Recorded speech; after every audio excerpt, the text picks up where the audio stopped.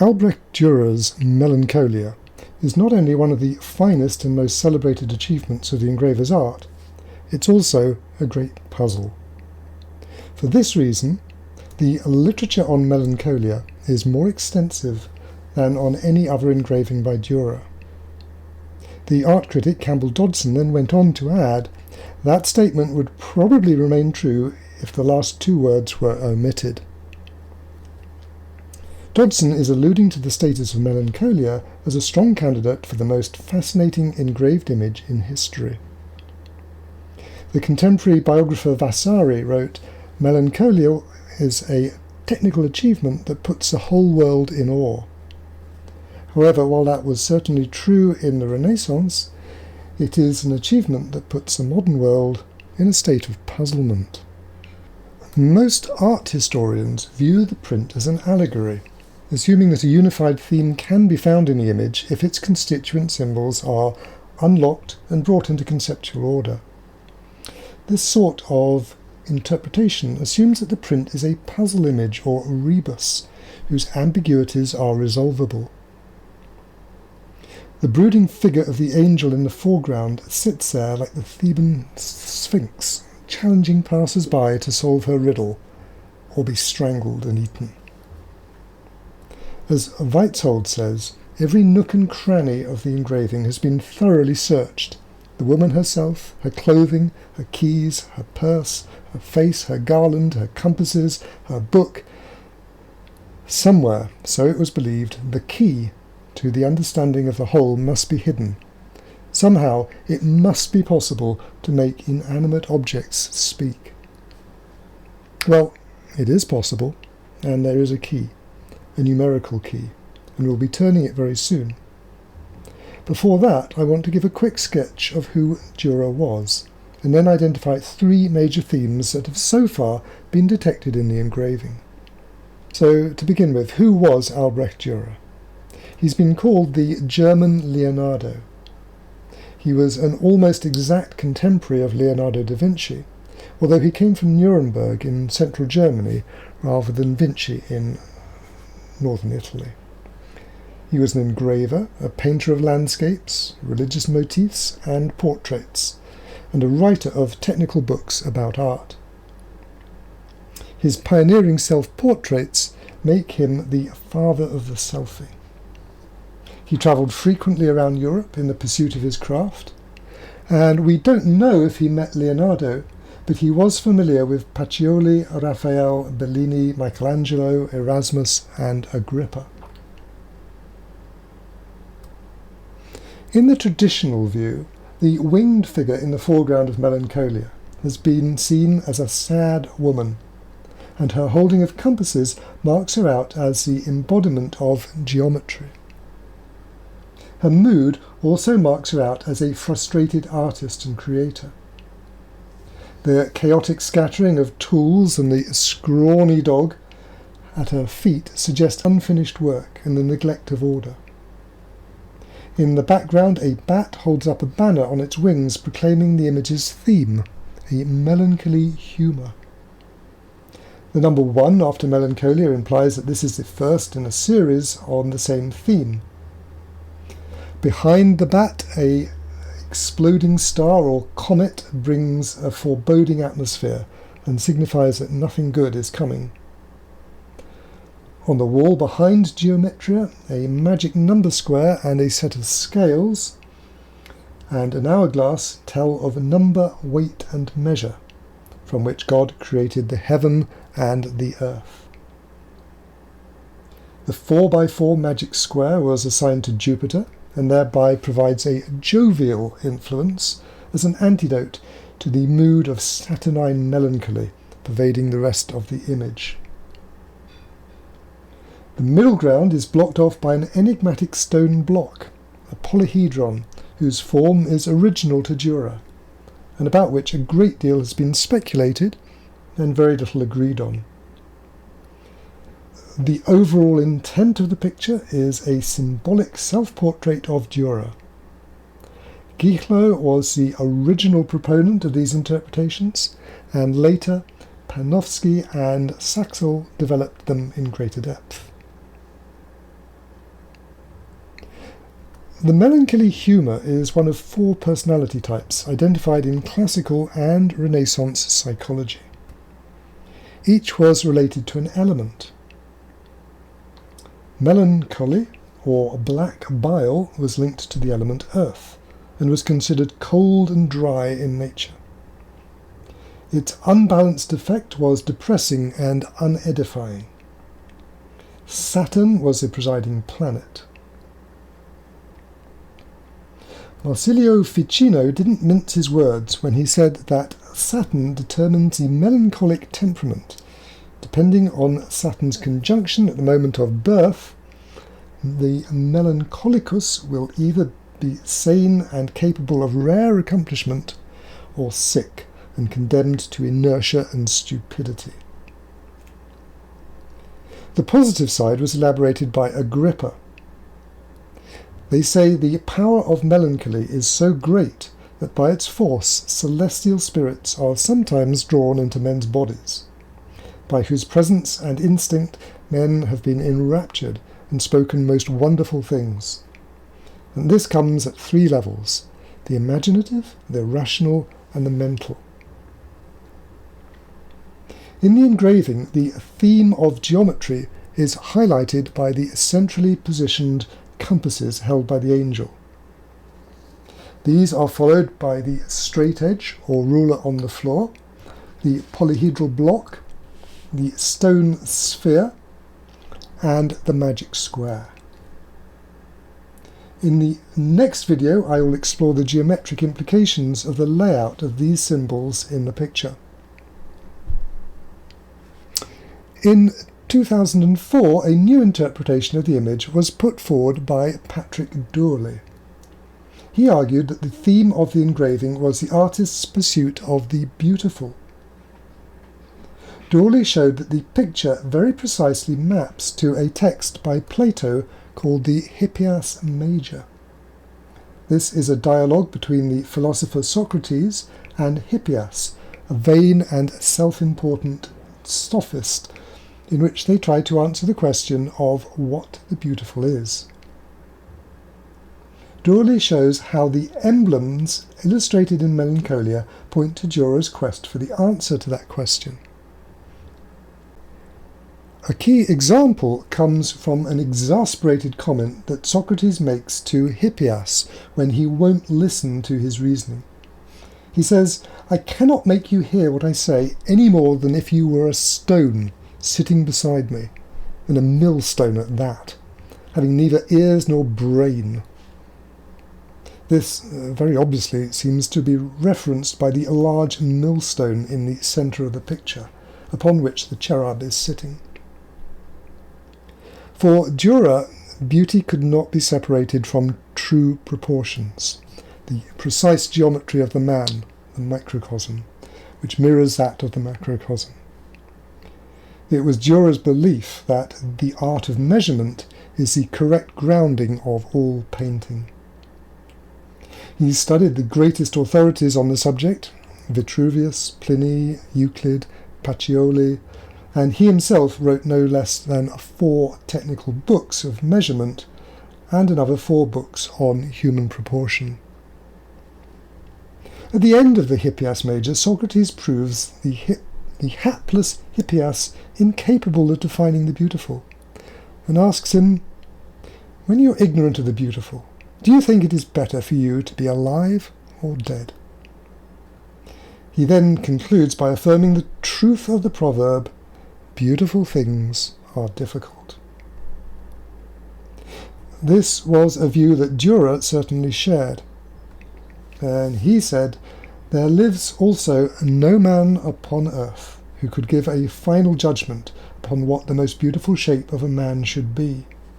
Only God knows that. How beauty is to be judged is a matter of deliberation. The beautiful and the more beautiful are not easy to discern." And a few years later he wrote, "What is beautiful, I know not."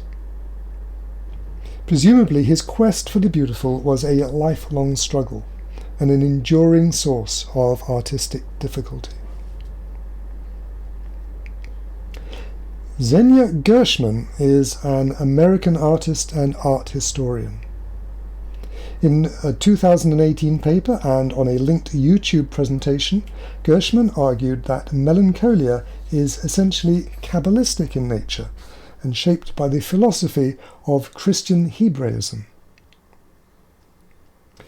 Durer's illustrations demonstrate that he had a good knowledge of Hebrew, Greek and Latin, because he used all three languages accurately and appropriately in his engravings. In his 1492 picture of St. Jerome removing a thorn from the lion's paw, he shows that Jerome was studying the first verse of Genesis in the Hebrew Masoretic text, the Greek Septuagint, and the Latin Vulgate, which I've coloured green, blue and red respectively. St. Jerome was, of course, the chief translator and editor of the Latin Vulgate. In a similar trilingual work, the Monogram of Christ, Durer's spelling of the name Jesus in Hebrew demonstrates his familiarity with the cabalistic work of his compatriot Johannes Reuchlin. In the Wonder-working Word, or De Verbo Mirifico of 1494, Reuchlin presented the name of Jesus written as the Tetragrammaton, Yahweh, Yod-He Vav-He, but modified with the letter Shin inserted in the middle to make a Pentagrammaton, a five-letter name. This was Reuchlin's innovation, and Durer dutifully copied it on his monogram. With relevance to Melancholia, Gershman traces a triplicity of themes back to Pico della Mirandola's cabalistic Oration on the Dignity of Man. She sees the bat holding the banner on its wings as a chameleon, because the letters of Melancholia spell out chameleon Li as an anagram. The Li as Roman numerals apparently referring to Book 8, Chapter 51 of Pliny's Natural History, in which he describes the chameleon. And man is compared to a chameleon in Pico's Oration because of his capacity for change. In the same context, the angel Metatron is alluded to as he represents the heavenly transformation of the patriarch Enoch. Gershman takes this to identify the winged figure, traditionally labelled as gematria, as Metatron. Finally, Pico makes mention of Jacob's ladder as a metaphor for spiritual ascent, and this is very credibly depicted in Melancholia, propped against the edifice behind the winged figures. So, in summary, the three existing interpretations of the engraving are, firstly, a depiction of the melancholy humour, with the female figure of geometry. Secondly, a visual representation of Plato's Hippias Major, with its unattainable pursuit of the beautiful. And finally, an excursion into Christian Kabbalah, influenced by Pico della Mirandola. In my view, all three images have some merit, but none of them truly unlocks the deeper meaning of the picture.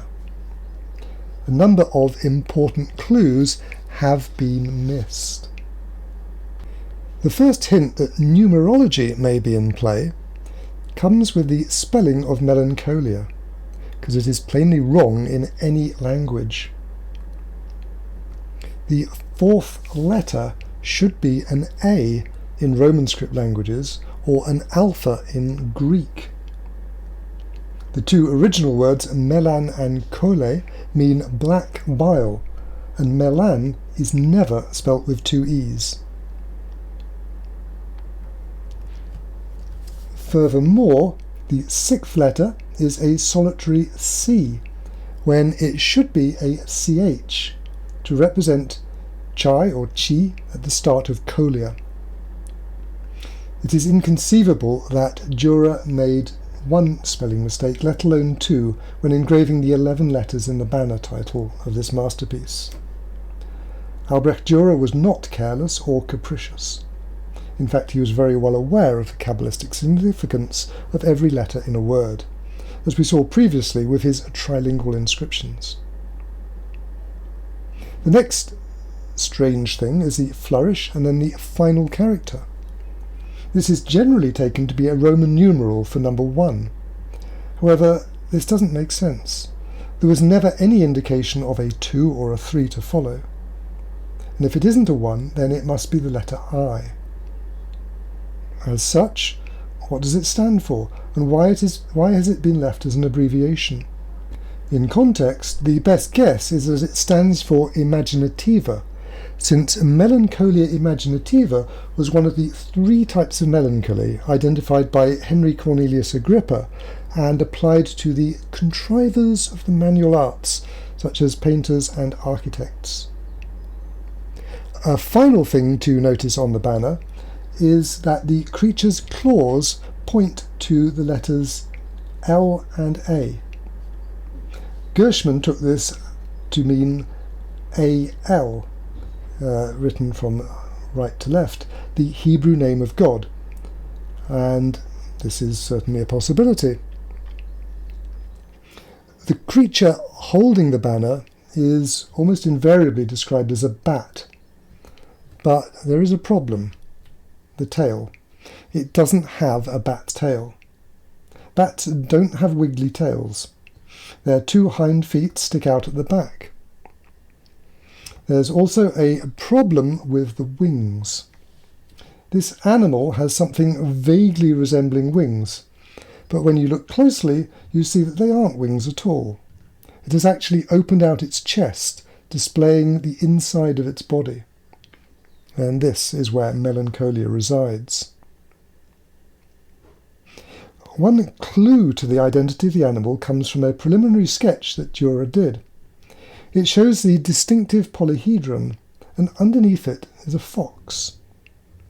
The head is similar to the flying creature's, but it is plainly a fox because of its bushy tail.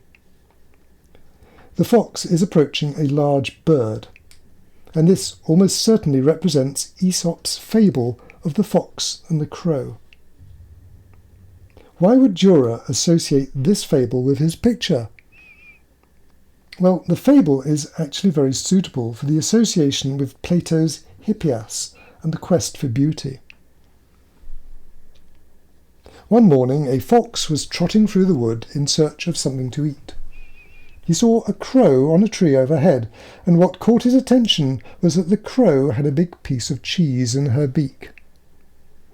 He trotted up to the tree, and looking up admiringly, he called out, "Good morning, beautiful bird." The crow watched the fox suspiciously, but she kept her beak tightly closed on the cheese and said nothing. "What a charming creature you are," said the fox. "How your feathers shine!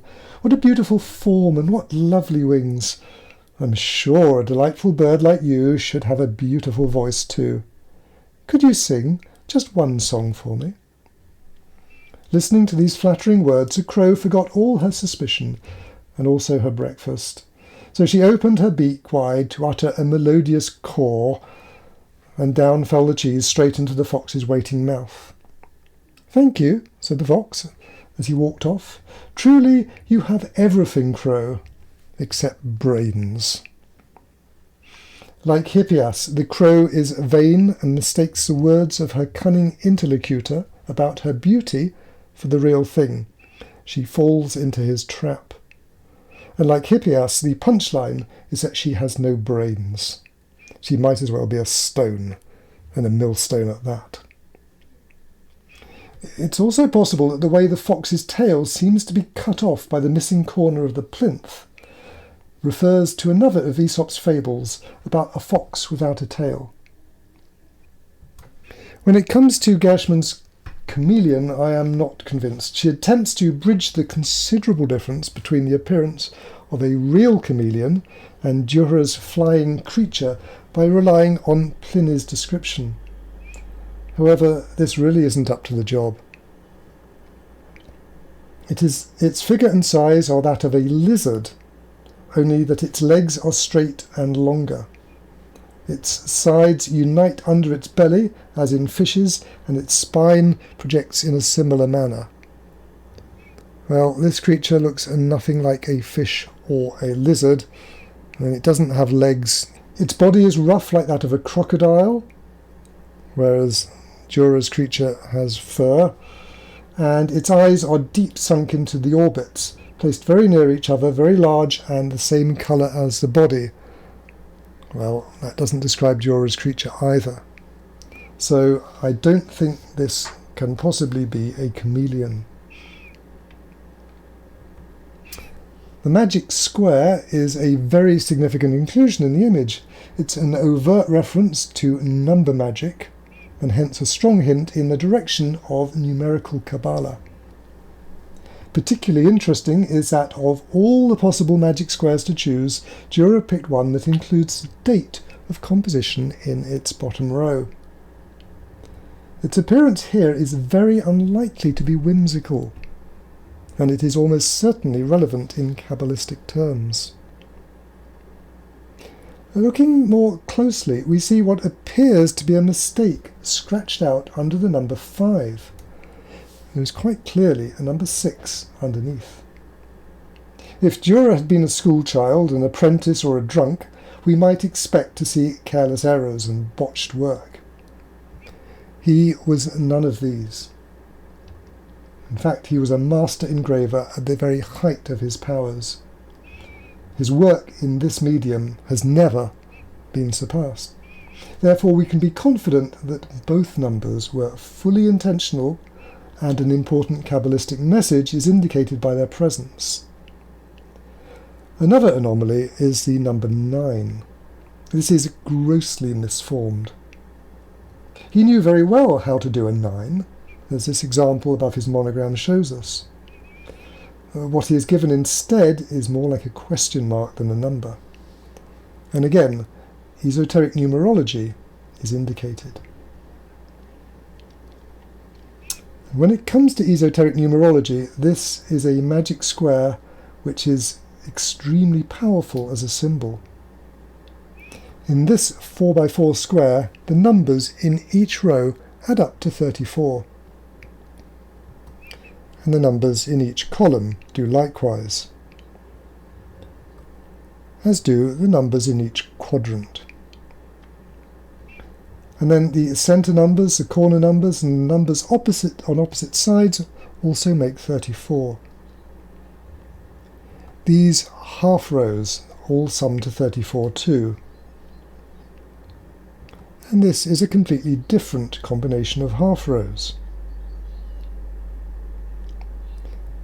Two arrangements of half columns also sum to 34. Two harlequin or checkerboard patterns make another 8 symmetrical versions of 34. And here are interlaced quadrants. And another pattern with a quadrant centre. And diagonal lines. In all, I've found 52 symmetrical combinations of numbers summing to 34 in 13 patterns using all 16 numbers in the square, and there may well be more. But this is number magic of a most spectacular kind. The numbers and their combinations have an almost mystical life of their own. So what meaning can we extract from these numbers? One clue comes from the bell hanging directly above the magic square. It will be noticed that the line from the clapper divides the square exactly in two. We can then add the 4 numbers in each column. They both sum to 1184. And added together, 2 1184s make 2368. This is the value of Jesus Christos, Jesus Christ in the original language of the New Testament. So this is Christian Kabbalah of the most pious variety, sacred magic. But what of the bell?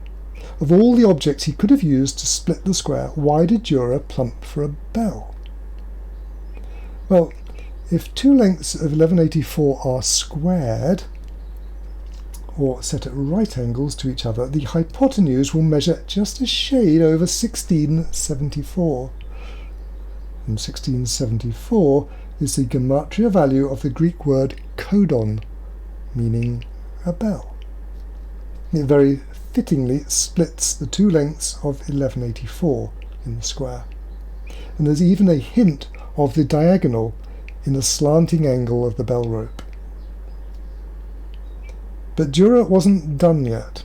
After all, the magic square is a square and not a triangle. So what if we make a square with sides of 1184 and two diagonals of 1674? If so, the total dimensions will be 4 times 1184 plus 2 times 1674, giving a grand total of 8804.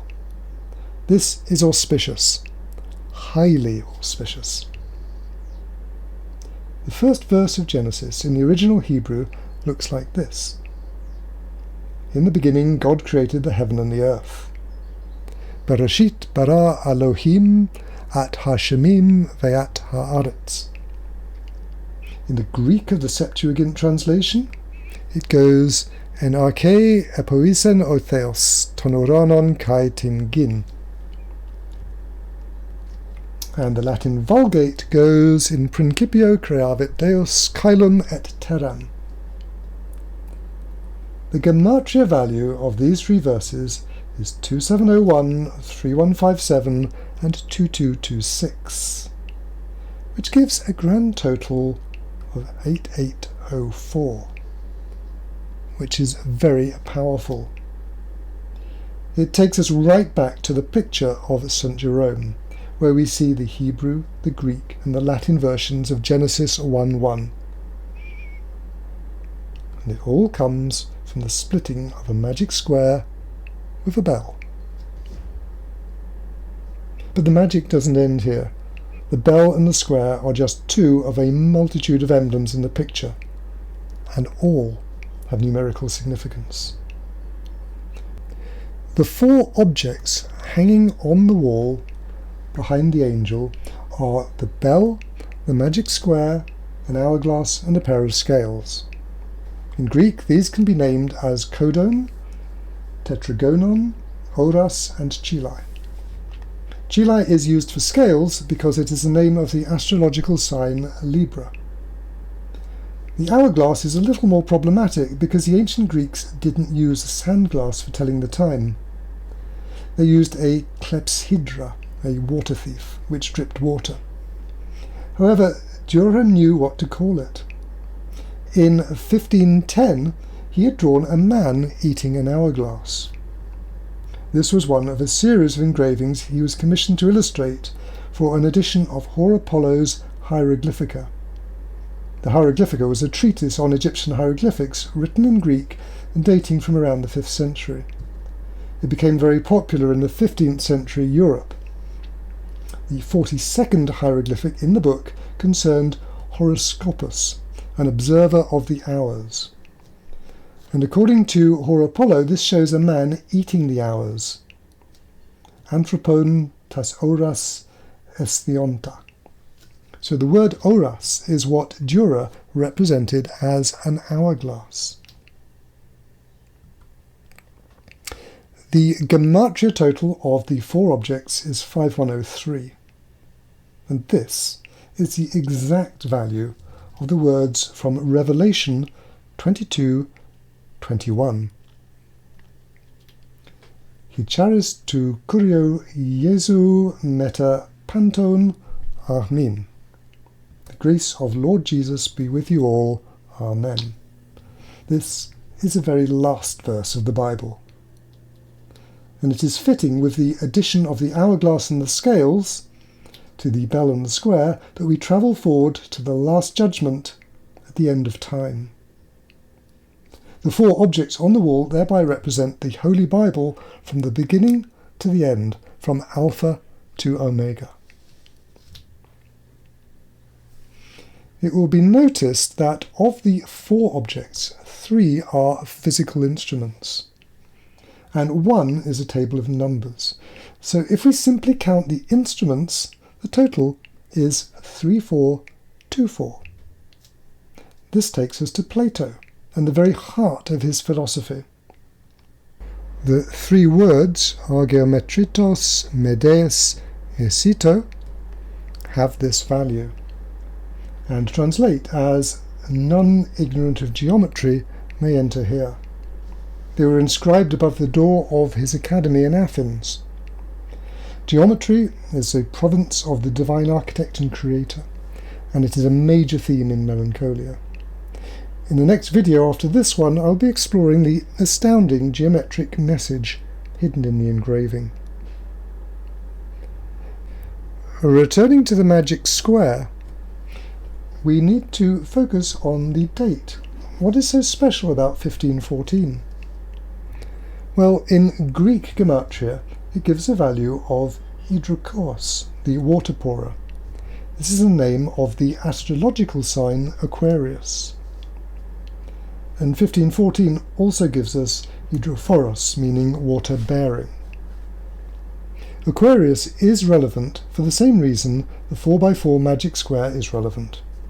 It will be remembered that this is a magic square of Jupiter, and the jovial influence of Jupiter was an antidote to the melancholy of the heavy and gloomy Saturnine influence.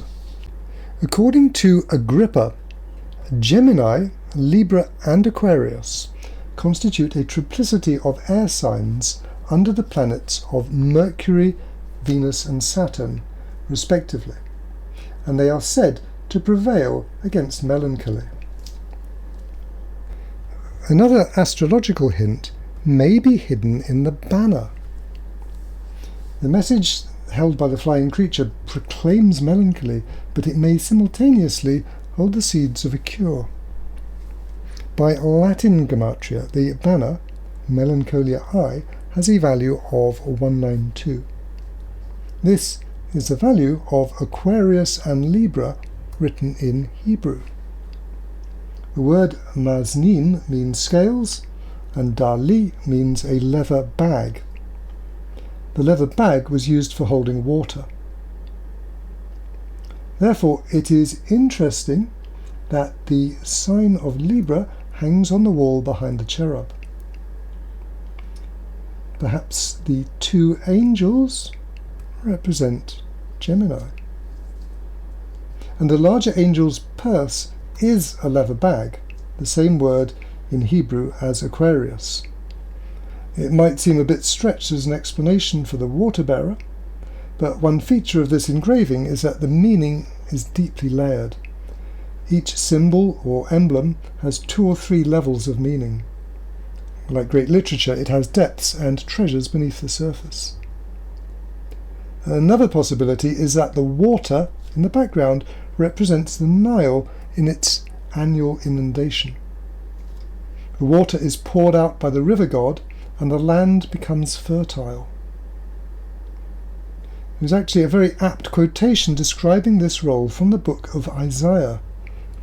In chapter 44 we find, "Fear not, O Jacob, my servant, for I will pour water upon him that is thirsty, and floods upon the dry ground." There are reasons for thinking it was exactly this chapter of Isaiah that Durer had in mind when he composed his Melancholia. In verse 9 we read, "They that make a graven image are all of them vanity, and their delectable things shall not profit them." This seems to have been Durer's problem. He made graven images, engravings, and it didn't profit him. It made him melancholy. He felt he was pursuing something unattainable. And interestingly, the gematria value of this verse is equal to that of geometry in Greek. Both have a value of 1264. If we move on to the next 2 verses of Isaiah 44, we find the same theme. "Who have formed a god or molten a graven image that is profitable for nothing? Behold, all his fellows shall be ashamed, and the workmen, they are of men. Let them all be gathered together. Let them stand up. yet they shall fear, and they shall be ashamed together. The value of verse 11 is actually recorded in the magic square. The numbers above 1514 sum to 1110, which together with 1514 makes 2624, and this is the precise value of the 13 Hebrew words in verse 11. And now comes the crunch. If we take the date and combine it with the value of the banner, we get 1706. Here is the value of the Hebrew words Katiferet Adam, according to the beauty of a man. The Tiferet part is the same as the name of the sixth Sephira on the Tree of Life. But what really matters is where this expression comes from. This is the 13th verse of Isaiah 44.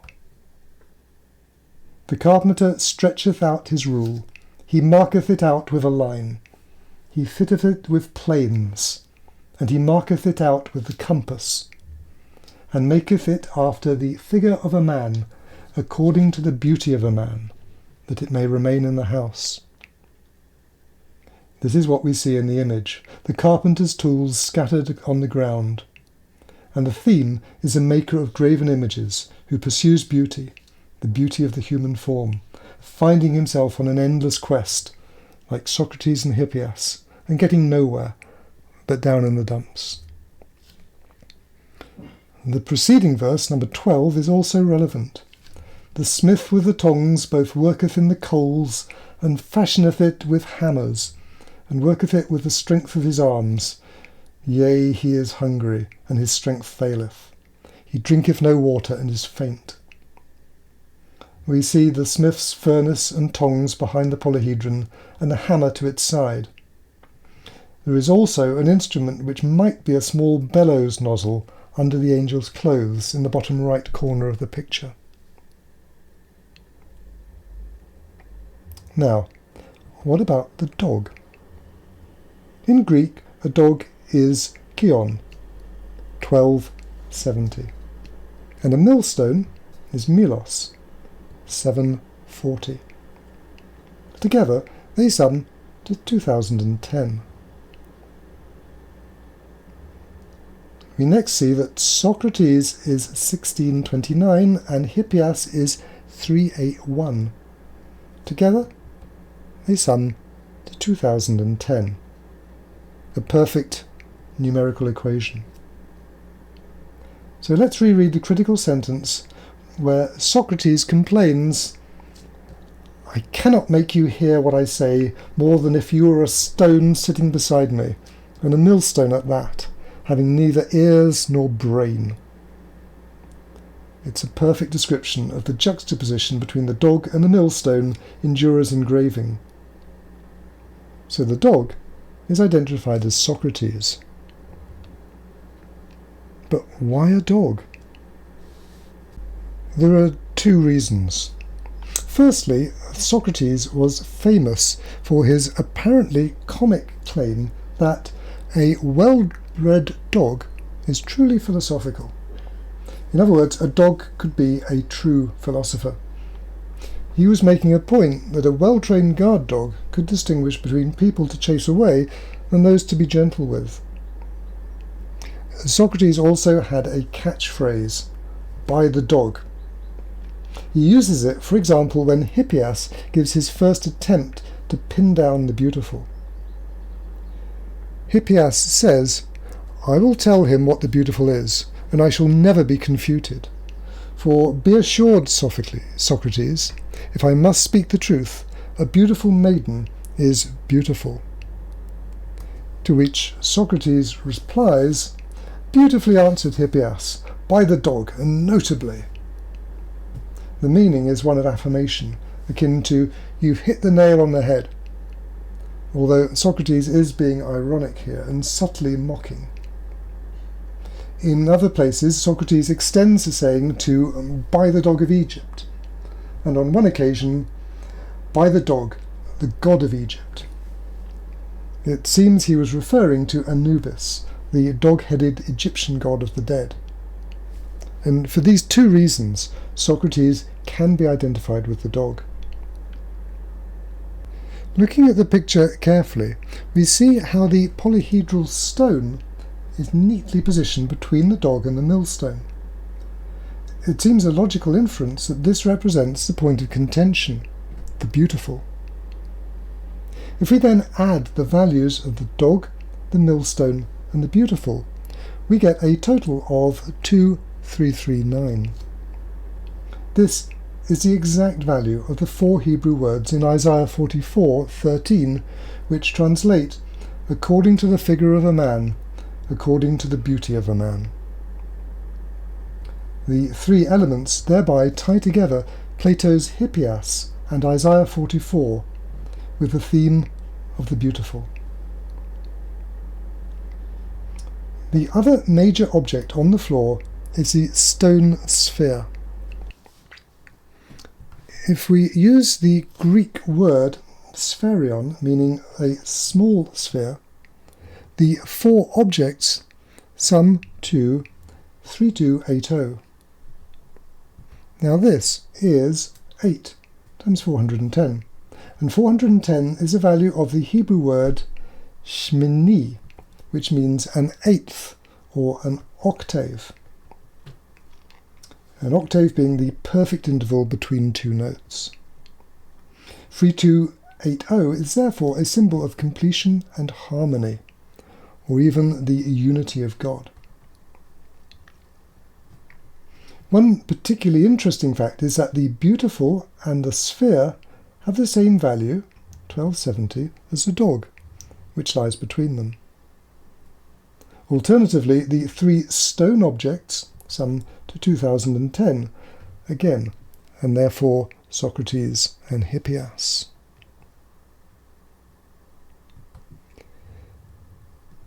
Now, focusing on the airborne creature, it seems fair to describe it as half bat and half snake.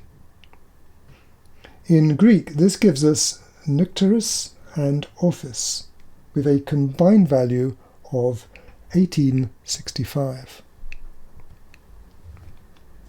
This equates it with Kion Sirius, the dog star Sirius. Sirius is the brightest star in the night sky, and it means the scorching one. This is what we see the creature flying from, or heralding. The heliacal rising of Sirius denotes the hot and baneful dog days of summer, and in Egypt it marks the start of the Nile inundation. We saw previously Durer's preliminary sketch showing the fox and the crow from Aesop's fable, and we linked the fox to the bat creature. It also shows the stone polygon, and what is particularly noteworthy is the resemblance of the face of the polygon to a fox's head. The polygon seems to represent a fox turned to stone. This brings to mind a story from Greek mythology. There was a beast ravaging the countryside around Thebes, killing and eating people. It was called the Tumesian fox. No one knew what to do about it, because it was impossible to destroy. However, a man called Amphitron managed to get his hands on Lilaps, a magical hound destined to catch whatever prey she chased. And he set her on the fox. The problem was that the fox was destined never to be caught. So the hunt was an irresolvable paradox. Zeus saw that it would never end, and would in fact drive everyone mad. So he turned them both to stone. He then raised them to the stars, where Lilaps became Canis Major, and the fox Canis Minor. Procyon in today's Canis Minor is the star that heralds the start of the dog days, while Sirius in Canis Major presides over the whole period. However, it's also possible that for the Greeks the fox became a lepus, what we call the hare, because the Greeks did not distinguish the major and minor constellations of the dog, and lepus/fox runs ahead of Canis as its prey. Going back to Melancholia, we have a hound and a fox-like creature, heralding a blazing star. There are also two stones that can represent them. There is the fox-faced polyhedron and the millstone. In some ways, the hound is mirrored in the millstone. They touch, and both are circular. By gematria, Kion, the dog or dog star, is equated with Kyklo in a circle. Both have values of 1270. And at this number we also find O Astir O Lampros, the bright star, as mentioned in Revelation 22:16. The dog is another name for the bright star Sirius. At 1340 we find Okion, the dog, and Trokos, a wheel or disc. And at 770 there is Kynikos, dog-like, and Kyklikos, circular or round. Therefore the round form of the millstone can readily stand for lilaps, turned to stone. Durer has thus given us the fox and the hound, in the flesh and turned to stone. He's given us Sirius, the dog star, and the Nile inundation during the dog days.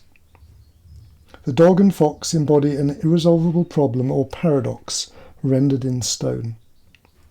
This mirrors the impossible quest for the beautiful in Plato's Hippias Major, and it reflects the artist's perennial pursuit of beauty in the proportions of the human body, according to the beauty of a man. The impossibility of that quest that Durer was on was an occasion for melancholy, just like the coming of the dog days. So this is a psychological self-portrait of the artist, written in emblems. In the next video I will be looking more closely at the geometry in the picture.